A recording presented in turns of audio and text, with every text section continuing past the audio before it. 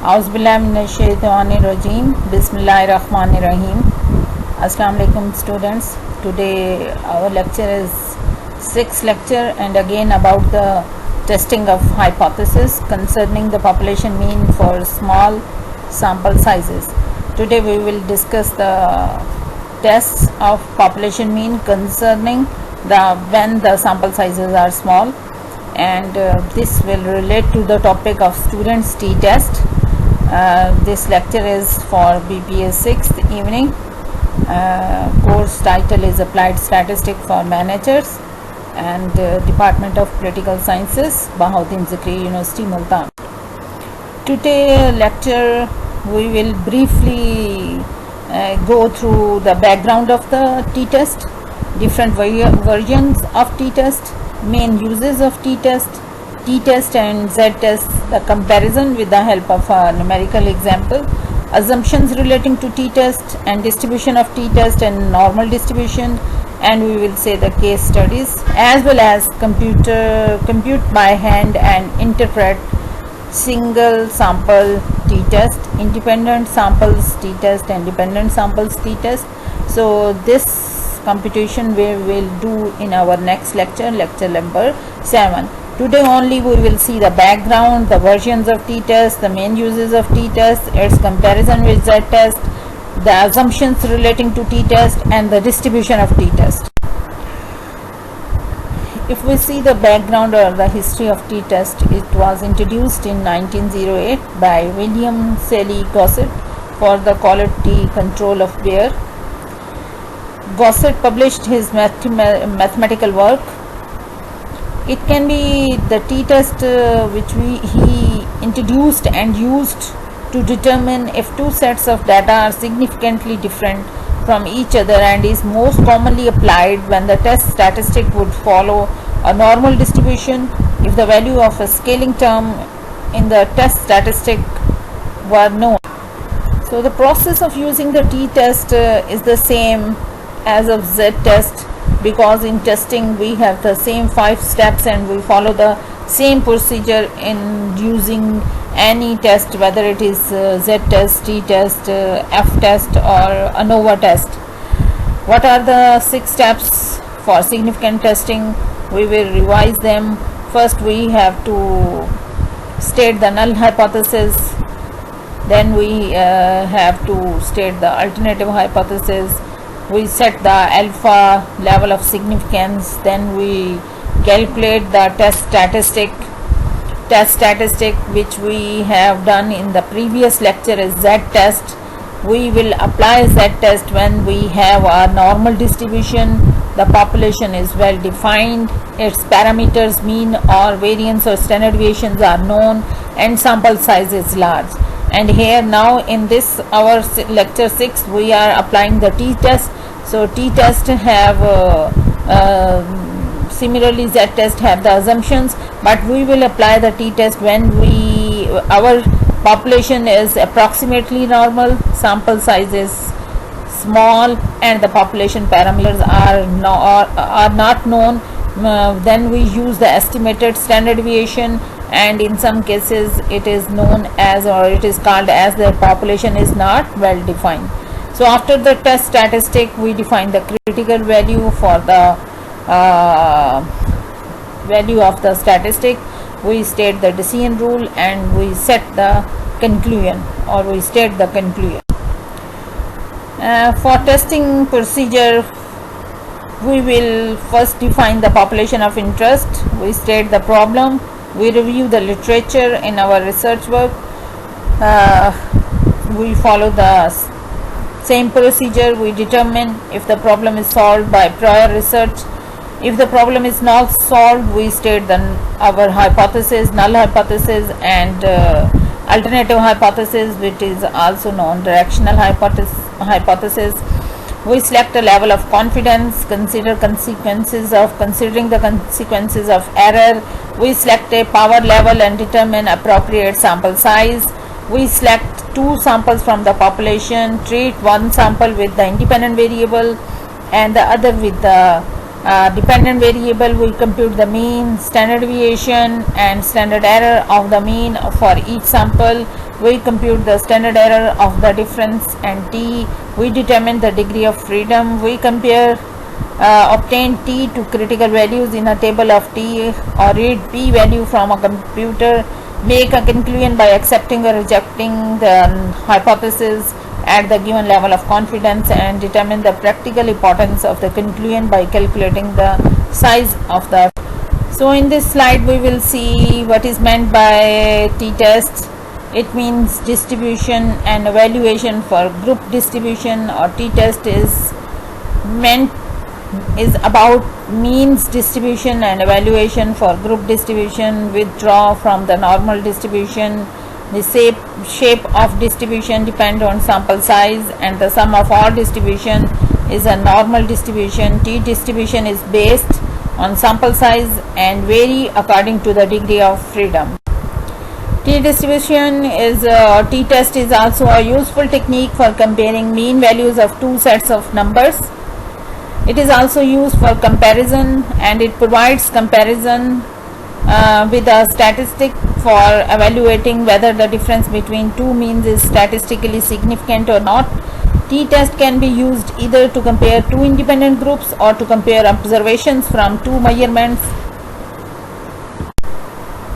In t-test, when we define the null hypothesis or when we state the null hypothesis, we based it on the assumption that any difference between the two means is a result to difference in distribution.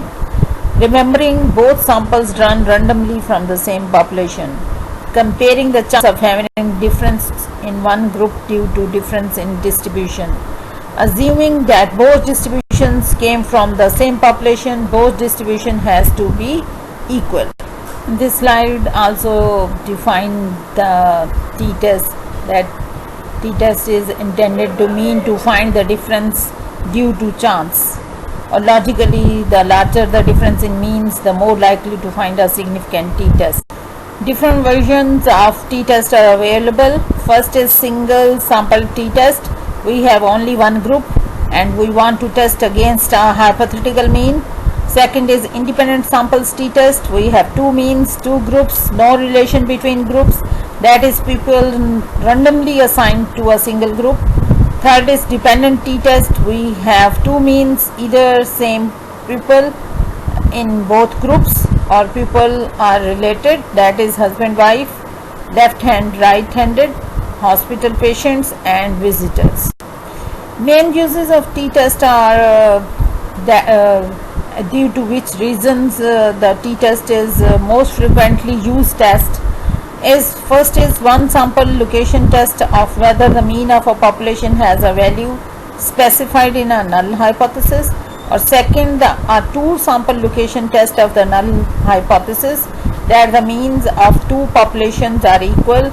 All such tests are usually called students t-test. In this slide also again the main uses of t-test are discussed, that a test of null hypothesis that the difference between two responses are measured. So in this slide the uses of t-test are assumptions of t-test. As our topic is testing of hypothesis concerning the population means, and if the assumptions follow the normal distribution with large sample size and the population well defined, its parameters are well defined, then we use the z-test, and if any of the condition is not fulfilled, then we go to the t-test and then we will use the t-test. So the assumptions concerning to the t-test are, we use t-test when the sample size is small, less than 100 normally, or we mostly use that the sample size is less than 30, the usual cases, and the population variance is unknown, the usual case. Degree of freedom is given. The degree of freedom for t distribution are always a simple function of the sample size n minus 1. Way of explaining degree of freedom is that if we know the total or mean and all but one score, the last n minus 1 score is not free to vary. Here is the shape of the t distribution. T distribution is a short fat relative of the normal. The shape of t distribution on its degree of freedom. As n becomes infinitely large, t becomes normal. So t distributions or shape of the t distribution shows the approximately normal.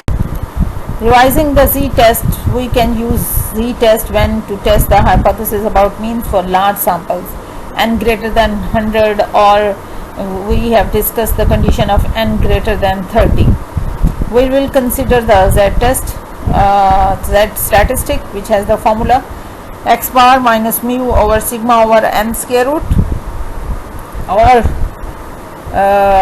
if the population parameter, population standard deviation is not defined, then we will use the estimated standard deviation, and the formula for the estimated standard deviation is x minus x bar whole square over n minus 1, and we will divide it with n. So for the t test, our test statistic will be x bar, the sample mean, the minus mu, the population mean, over estimated standard deviation and over n square root. And our estimated standard deviation, you are familiar with the standard deviation formula, is x minus x bar. We will subtract every observation of the data from its mean, and we take its scarce deviation and we divide it with the n minus 1, and we get its square root. So it will be our estimated standard deviation. Then we, as normally, our null hypothesis will be stated, or it may be mu is equal to 100, or then our alternative hypothesis will be mu is not equal to 100, and we calculated the estimated standard deviation 5, and if we have n, it may be 200. Then we put the values into the statistic and we get the results. So in this slide we revised the z-test procedure. In one of our previous slides of this lecture, we also discussed the types of the t-test. Here is the in detail, but one sample t-test is only in your syllabus. So one sample t-test is used to compare a single sample with a population value. For example, a test could be conducted to compare the average salary of nurses within a company with a value that was known to represent the national average for nurses. Second type of t-test is independent sample t-test, and third type is paired sample t-test. Again in this slide, the assumptions of t-test are given more in detail. Assumptions relating to t-tests. Students, today in lecture number 6 we will only go through with the concepts relating to the t-test and t-distributions, its background, its theory and its types, its assumptions. We are going to solve only one example numerically today in this lecture, and we will solve the rest of the exercises, examples in our lecture number 7. So only one example I have taken to explain you the test. So for one sample test, our exercise first is that testing whether light bulbs have a life of 1000 hours. So alpha is given at 0.055%. We will state the hypothesis, that the null hypothesis is H naught is mu is equal to 1000. Alternative hypothesis is H1 mu is not equal to 1000, and then we will calculate that. Here the data is given, the values or the observations are 800, 750, 940, 970, 790, 980, 820, 760, 1000, 860. What is the mean of our sample? If we calculate the mean, what we will do, we will add all the given observations 800 till 860, and we will divide the values with the number of the values. We will divide the sum with the number of values, and the number of values are 10. So we will get the mean sum of x over n is equal to x bar, which is 867. What will be the standard deviation of our sample of light bulbs? standard deviation is 96.73. We have to calculate the standard deviation. How we will calculate the standard deviation? We subtract the mean 867 from each observation. 800 minus 867, 750 minus 867, and so on, and we get the square of the given values and we put into the formula, and our standard deviation is 3.59. Then we put the values into the t statistic, that is x bar minus mu over estimated standard deviation. 867 minus 1000 over 30.59, which is minus 4.35. After stating the null hypothesis and calculating the t statistic, what we will do, we determine the significance, and the significance is determined by the critical value, and looking into the table which is given into the in the next slide, alpha at 0.05, we have two tails with the degree of freedom n minus 1, 10 are the total number of observation, so n minus 1 is 10 minus 1, which is 9, and the table gives us the values 2.262. Now we will state the decision rule. If absolute value of sample is greater than critical value, reject null hypothesis. So our calculated value is minus 4.35 and our table value is 2.262, so we will reject our H now. This is a portion of T table is given to you, and which shows in one column the degree of freedoms, and in the rest of the columns according or against their alpha or level of significance, the values are given as a critical region or critical values. We compare these values with our test stat. This is again another example of value for student T distribution, which is also given on the back of your book. Now we will state the conclusion. We reject the null hypothesis that the bulbs were drawn from a population in which the average life is 1000 hours.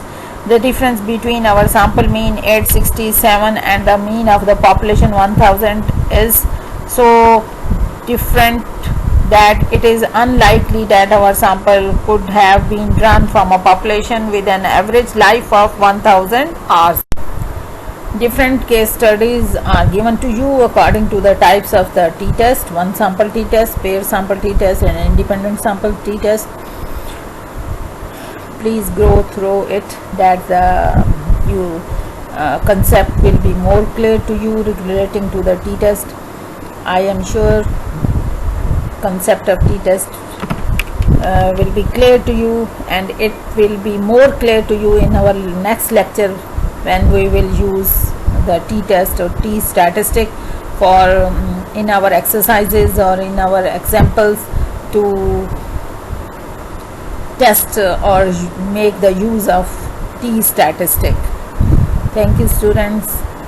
God bless you.